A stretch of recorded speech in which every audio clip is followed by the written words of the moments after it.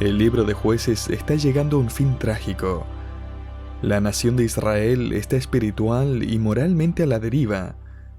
Ningún otro juez va a aparecer en escena para pelear, orar o predicar.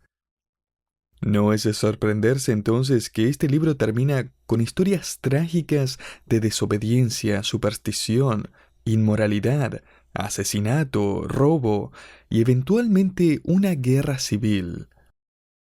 ¿Cuál es el problema de fondo? En los últimos 5 capítulos del libro vamos a leer 4 veces la respuesta de parte de Dios. En aquellos días no había rey en Israel y cada uno hacía lo que bien le parecía. ¿Qué es lo que nos dice esto? Nos dice que Israel está sin autoridad civil y a su vez ha rechazado la autoridad de Dios. La antigua balada popular que dice ¿cómo puede ser malo si se siente tan bien? Habría sido un éxito en Israel. Y lo que vamos a encontrar en este pasaje es al escritor de Jueces levantando un espejo frente al rostro de Israel, y en aplicación frente al nuestro también, y dice, mira Israel, aquí estás. Mira bien cuáles son las consecuencias de una nación que rechaza la autoridad de Dios. Principalmente existen 2 consecuencias cuando una nación rechaza la autoridad de Dios. Primero, se crean religiones falsas. Y en segundo lugar, se destruyen los absolutos morales. Hoy vamos a estudiar la primera de estas consecuencias, o sea, el crear religiones y dioses falsos. Y voy a tratar de ir haciendo un paralelo entre la confusión de Israel y la confusión que vemos en nuestros días.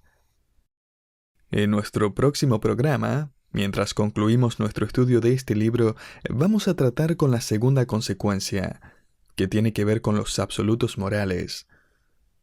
Nuestra historia comienza en Jueces capítulo 17 y continúa a través del capítulo 18. Es una historia que revela cómo se desarrollan las religiones falsas. Estos 2 capítulos de hecho nos dan algunas de las características de las religiones falsas que todavía existen el día de hoy. Quiero destacar 4 de estas características. Estas van a servir como los puntos principales en nuestro estudio de hoy. La característica número 1 es que una religión falsa se desarrolla por conveniencia personal. Veamos qué dice Jueces 17 del 1 al 2. Hubo un hombre del monte de Efraín que se llamaba Micaía, el cual dijo a su madre, «Los 1100 siclos de plata que te fueron hurtados, acerca de los cuales maldijiste y de los cuales me hablaste, he aquí que el dinero está en mi poder, yo lo tomé». Entonces la mujer dijo, «Bendito seas de Jehová, hijo mío». Entendamos ahora que este hijo le robó 1100 siclos de plata a su madre. Y ella, quien evidentemente había adoptado la práctica pagana de proferir maldiciones, había pronunciado una maldición sobre quien fuera que hubiera robado su dinero. Probablemente ella había sospechado que su hijo era el ladrón, porque el texto nos dice que ella había pronunciado la maldición frente a él.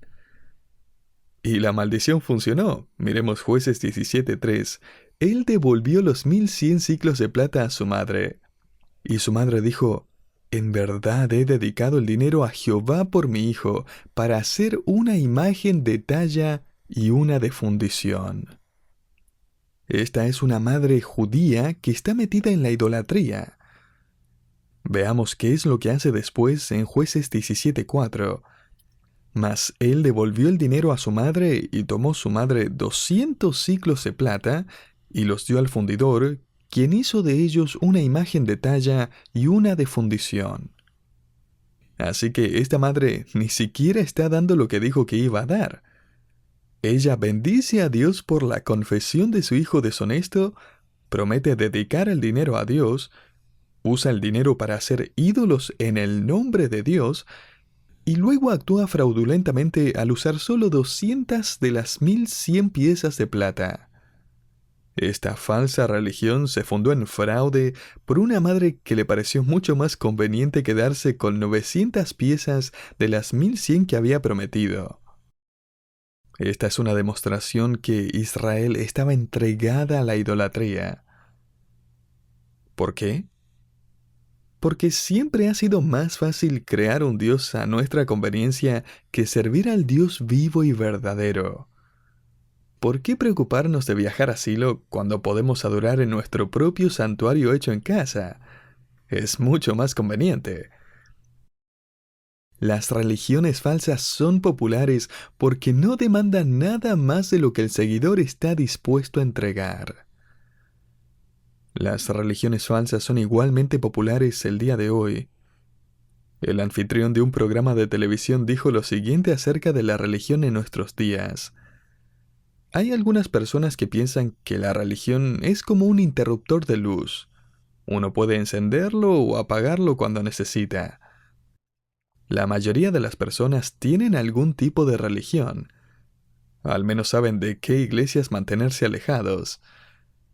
Muchas personas usan su religión como usan un autobús. Solo se suben si va a donde quieren ir. Tiene mucha razón. Note ahora Jueces 17:5. Y este hombre Micaía tuvo casa de dioses, e hizo efod y terafines, y consagró a uno de sus hijos para que fuera su sacerdote. ¡Qué conveniente! El siguiente versículo, sin embargo, nos dice qué piensa Dios acerca de todo esto. En aquellos días no había rey en Israel, cada uno hacía lo que bien le parecía. Los israelitas dijeron, ¿para qué molestarnos en ir a Silo? Podemos tener todo lo que queremos aquí mismo. Podemos practicar la religión a nuestra manera. George Gallup y David Polling condujeron la primera encuesta para determinar cómo era la vida religiosa de Estados Unidos. Una revista condujo la segunda encuesta a la que 25,000 personas respondieron. De las personas encuestadas, un 98% dijeron que creían en Dios. Bajo un mayor escrutinio, sin embargo, estas encuestas revelaron que las personas escogían creer solo lo que les agradaba de su religión e ignoraban las enseñanzas que iban en contra de sus propios objetivos y deseos. Sus compromisos religiosos podían describirse como una forma conveniente y cómoda de cristianismo. Como el Dr. Howard Hendricks del Seminario Teológico Dallas solía decir, la iglesia en su mayoría tiene 1 kilómetro de largo y 1 centímetro de profundidad. La característica número 2 es que una falsa religión se esconde en apariencias religiosas. Un nuevo personaje aparece en la historia en Jueces 17:7. Dice así: Y había un joven de Belén de Judá, de la tribu de Judá, el cual era levita y forastero allí. Vamos a aprender más tarde que el nombre de este joven es Jonatán. Continuemos con el versículo 8. Este hombre partió de la ciudad de Belén de Judá para ir a vivir donde pudiera encontrar lugar. Y llegando en su camino al monte de Efraín, vino a casa de Micaía. Recordemos que Micaía consagró a uno de sus hijos para tomar el rol de sacerdote. Me imagino que su hijo no hacía un trabajo muy convincente porque Micaía no tardó nada en querer contratar a otro sacerdote. Continuemos en Jueces 17 del 9 al 10. Y Micaía le dijo, ¿de dónde vienes? Y el levita le respondió, soy de Belén de Judá, y voy a vivir donde pueda encontrar lugar. Entonces Micaía le dijo, quédate en mi casa y serás para mí padre y sacerdote. Esto es fantástico, pensó Micaía. Él quería que su religión luciera más auténtica. Y por su lado, Jonatán quería un ministerio más apetecible. Sigamos en Jueces 17:10 para ver la oferta que recibe el levita. Sé un sacerdote para mí y yo te daré 10 siclos de plata por año, vestidos y comida. Y el levita se quedó. El levita está pensando, hey, esto es una bendición. Tengo un sueldo, un traje nuevo, mis necesidades básicas están cubiertas. ¡Qué bueno que es Dios! Pero no se equivoque, Dios no está sonriendo, ni está contento con la decisión de este levita. Él no tenía derecho de salir del santuario, formar su propio consultorio y servir como un sacerdote privado. Este sistema iba totalmente en contra de la palabra de Dios. Y sin embargo, tenía la apariencia de religiosidad. En el santuario se decían todas las palabras correctas, e incluso había un levita de sacerdote. ¿Cree que esto es solo un problema de la antigüedad? Absolutamente no. Esto mismo está pasando en la actualidad. Cuán común es que se usen las mismas palabras y tradiciones y se hagan cosas en el nombre de Dios. Cuán común es ver la apariencia de cristianismo sin la realidad interna de la presencia y la voluntad de Dios. Piensa en las miles de familias que quieren bautizar a sus bebés, pero que no les interesa si sus hijos aprenden algo acerca de Dios. Piensa en las miles de parejas que quieren casarse en la iglesia de blanco y con todos los adornos y decoraciones, con un ministro que suena bastante oficial, pero que no quieren saber nada con Jesucristo, el líder de la iglesia, en su matrimonio. Piensa en las miles de personas que van a querer que un ministro presida sus funerales cuando mueran, elogiándolos con bellas palabras, pero sin deseo alguno de que Dios reine durante sus vidas. Sí, así es. Nuestra sociedad ha caído en el mismo error. Quiere todas las apariencias de la religión sin ningún compromiso. Quiere todos los beneficios de la bendición de Dios en su matrimonio, familia y hogar, sin querer obedecer a Dios ni seguir sus principios. Volvamos ahora a Jueces 17:13. Y Micaía dijo, ahora sé que Jehová me prosperará, porque tengo un levita por sacerdote. Note la motivación de Micaía. Ahora Dios me va a hacer un hombre próspero. No pasemos por alto los pecados de Micaía. Él hizo sus propios dioses, su propio santuario, empleó a su propio sacerdote, pero él considera que está bajo la bendición de Dios. Aunque Micaía aparentaba religiosidad, él estaba pecando y estaba bajo el juicio de Dios. Veamos ahora la característica número 3, y es que una religión falsa es motivada por la desobediencia a Dios. El capítulo 18 amplía la lista de personajes en este drama. Ahora vemos entrar en escena a la rebelde tribu de Dan. Leamos Jueces 18 del 1 al 2.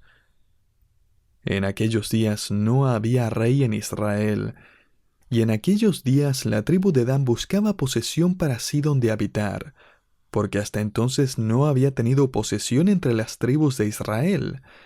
Y los hijos de Dan enviaron de su tribu 5 hombres de entre ellos, hombres valientes, de Sora y Estaol, para que reconociesen y explorasen bien la tierra. Y les dijeron, id y reconocer la tierra. Estos vinieron al monte de Efraín hasta la casa de Micaía, y allí posaron.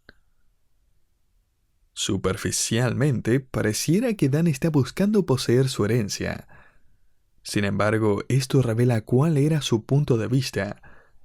En realidad, ellos habían fracasado en poseer su herencia, como aprendimos en Jueces capítulo 1, cuando huyeron de los amorreos por su falta de fe en Dios. En Jueces capítulo 5, Débora lamenta que varias tribus no quisieron ayudar a la nación uniéndose a la guerra contra los cananeos. Ella revela que la tribu de Dan estaba en sus naves, esperando zarpar si es que los israelitas perdían la guerra. La tribu de Dan, desde su desobediencia en el pasado, ha estado dando vueltas, pidiendo limosnas o buscando de quién aprovecharse. Y ellos están a punto de encontrar a la víctima perfecta.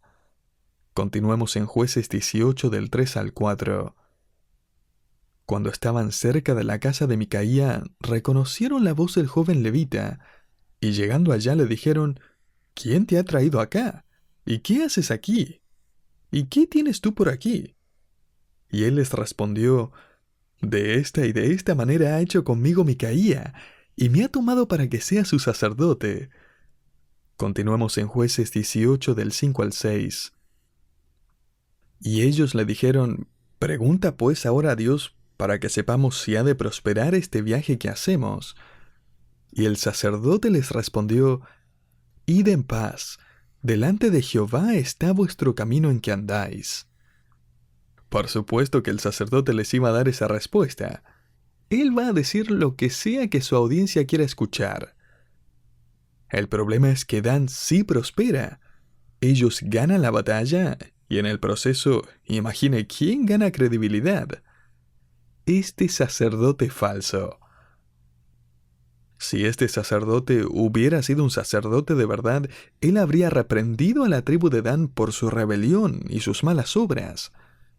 Luego él los habría enviado a Silo para ofrecer sacrificios por haber desobedecido a la palabra de Dios. Sin embargo, después del consejo de este sacerdote, la tribu de Dan sale para masacrar a la pacífica población de Laís y robar sus posesiones. Luego ellos van a robar el ídolo de Micaía y van a usar a Jonatán y sus hijos como sus profetas. Esta religión fue construida por personas desobedientes a la voluntad y la autoridad de Dios. Todos están haciendo lo que bien les parece, incluso los que se suponían que eran religiosos. Es interesante que en el libro de Apocalipsis capítulo 7, cuando se nos presenta a los 144,000 creyentes judíos que van a tener un ministerio especial en la tribulación después del arrebatamiento de la iglesia, en la lista de tribus que conforman los 144,000, no se menciona a Dan. Ellos se rehusaron a seguir la instrucción de Dios en la tierra prometida y escogieron seguir una religión falsa. Y Dios, a cambio, va a rehusar darles la bendición y el privilegio de servirles a través de este ministerio especial en el futuro. Finalmente, la característica número 4 es que una religión falsa es atraída a la superstición. Cuando se pone de lado a Dios, algo o alguien siempre lo va a reemplazar. Todos ponen su fe en algo. Aún el ateo pone su fe en su propia creencia de que Dios no existe. Y el negar la autoridad de Dios siempre abre la puerta a la confusión. No debería sorprendernos entonces que la nueva era y las religiones orientales hayan entrado tan exitosamente en nuestro continente.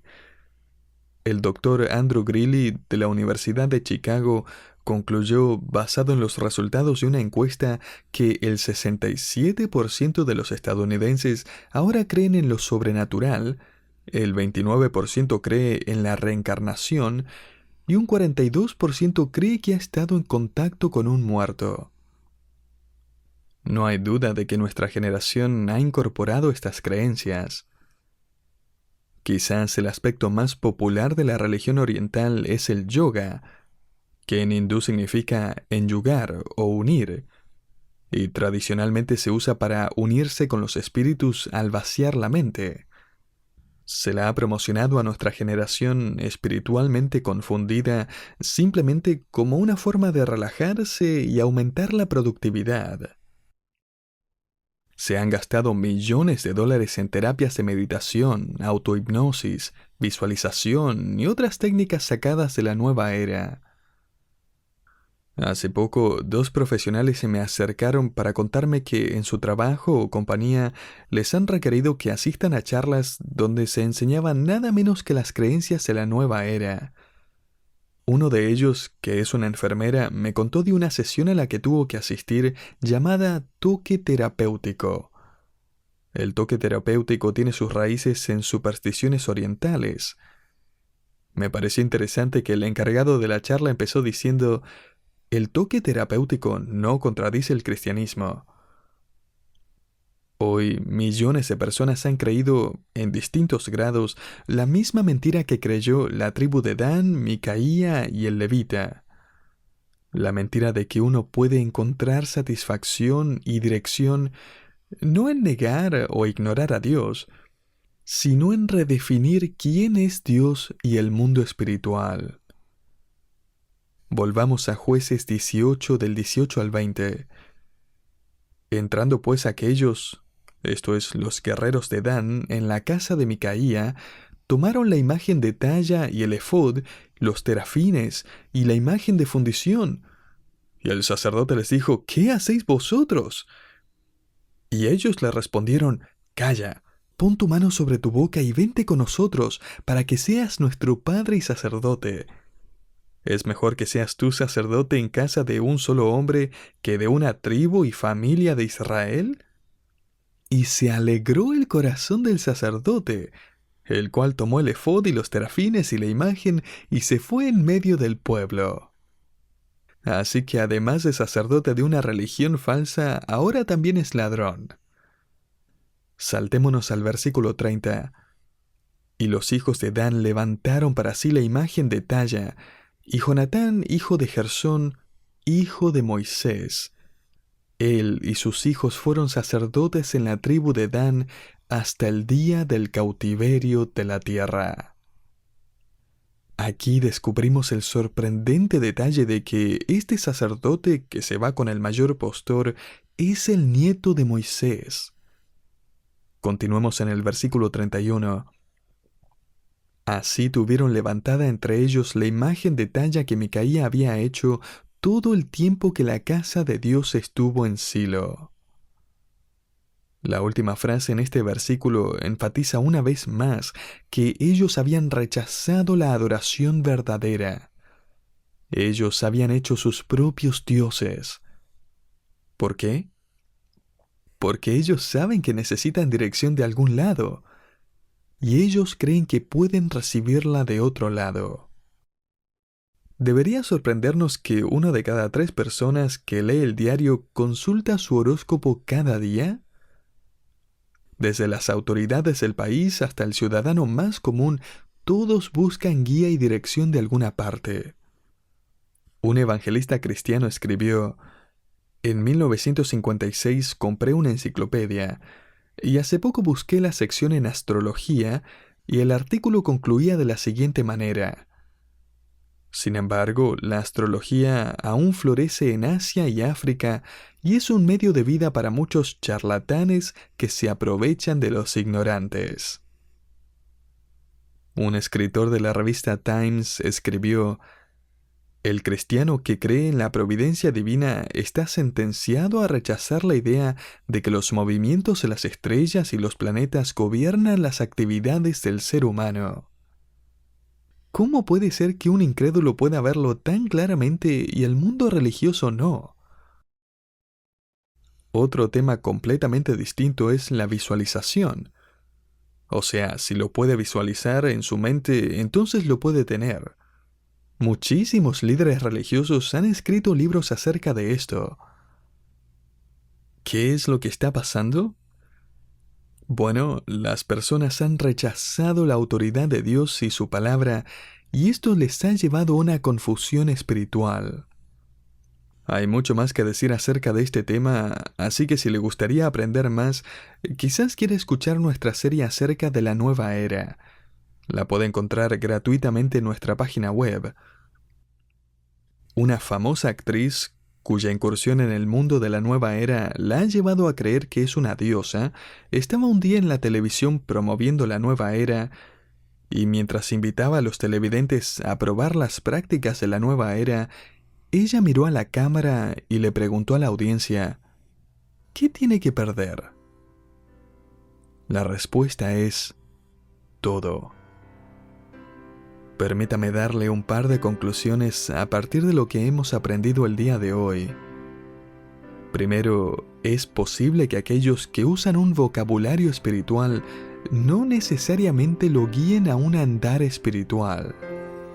Deberíamos ser como los de Berea.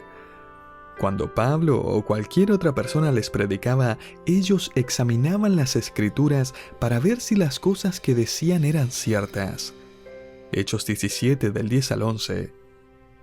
Y nosotros de la misma manera tenemos que corroborar con la Escritura cualquier enseñanza que nos llegue, aun si a simple vista parezca o suena espiritual. Y en segundo lugar, el rechazar el consejo de Dios finalmente lleva a la confusión. ¿Quiere saber cómo vivir? Lea la Biblia. ¿Quiere conocer a Dios? Lea la Biblia. ¿Quiere dirección y consejo? Lea la Biblia. En la Biblia hay seguridad, consejo y sabiduría. En sus páginas va a encontrar revelado al único Dios verdadero. Y si quiere conocerlo de verdad, va a tener que tirar a sus dioses a la basura. Todos esos dioses hechos por conveniencia y comodidad propia. Porque Jesucristo dijo: yo soy el camino, la verdad y la vida, y nadie viene al Padre si no es por mí. Juan 14:6. Querido oyente, si le seguimos a Él, tenemos todo para ganar. Absolutamente todo.